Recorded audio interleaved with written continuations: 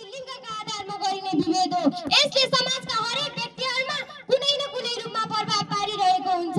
लैङ्गिक हिंसा हाम्रो वरपर दैनिक जीवनमा घटेका सामाजिक, आर्थिक, शारीरिक र मानसिक घटनाहरू यी केवल एक व्यक्तिगत क्रिया मात्र होइनन्। यी समाजको नैतिक मूल्य, मानवीयता र विकासप्रतिको ठूलो धक्का हुन्। लैङ्गिक हिंसा उत्पन्न हुने कारण लैङ्गिक असमानता, अशिक्षा, कुसंस्कार, परम्परागत गलत धारणा जस्ता कुरा पर्दछन्।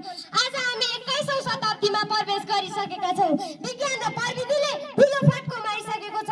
तर दुःखको कुरा के हो भने हाम्रो सोच अझै पनि पुरानै छ। कतिपय ठाउँमा छोरालाई माथिल्लो स्थानमा राखिन्छ र छोरीलाई तल्लो स्थानमा राख्ने गलत धारणा जीवित छ। अपाङ्गहरूलाई हेप्ने धारणा जीवित छ। यही गलत धारणाका कारण लैङ्गिक हिंसाको जन्म हुन्छ र यसले एकपछि अर्को समाज गर्दै विश्वव्यापी रूप लिन्छ। आखिर हाम्रो समाजले कहिलेसम्म लैङ्गिक हिंसा जस्तो क्रूर वास्तविकतालाई सामान्य मान्दै जान्छ?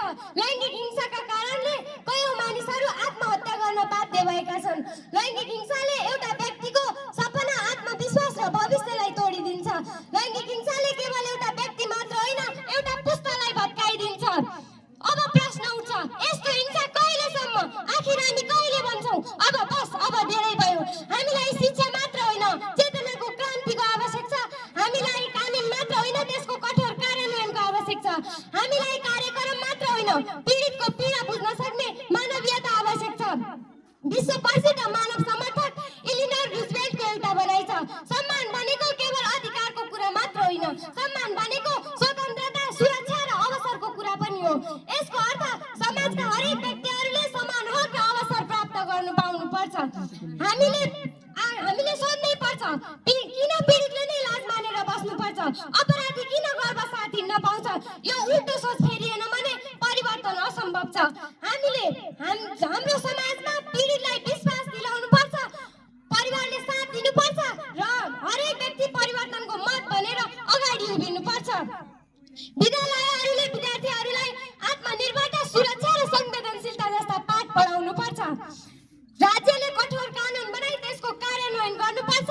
सभाध्यक्ष महोदय, मलाई थाहा छ यो परिवर्तनको बाटो सहज छैन, तर निरन्तर प्रयास, दृढ निश्चय र आत्मविश्वासका साथ अगाडि बढ्ने हो भने हामीले समाजको अँध्यारोलाई उज्यालोमा बदल्न सक्छौँ। अन्त्यमा म के भन्न चाहन्छु भने आज हामीले एकअर्काप्रति सम्मान, स्वतन्त्रता र मानवीयताको व्यवहार देखायौँ भने भोलि आउने पुस्ताले हिंसा मुक्त जीवन जिउन पाउनेछ। लैङ्गिक हिंसा मुक्त जीवन त्यो केवल संविधानको किताबमा लेखेको अधिकारको कुरा मात्र होइन, त्यो हामीले व्यक्तिगत जीवनमा बसेर लागू गर्नुपर्ने व्यवहार हो। लैङ्गिक हिंसाले केवल एउटा व्यक्तिको शरीर मात्र होइन, उसको आत्मालाई घाइते बनाउँछ।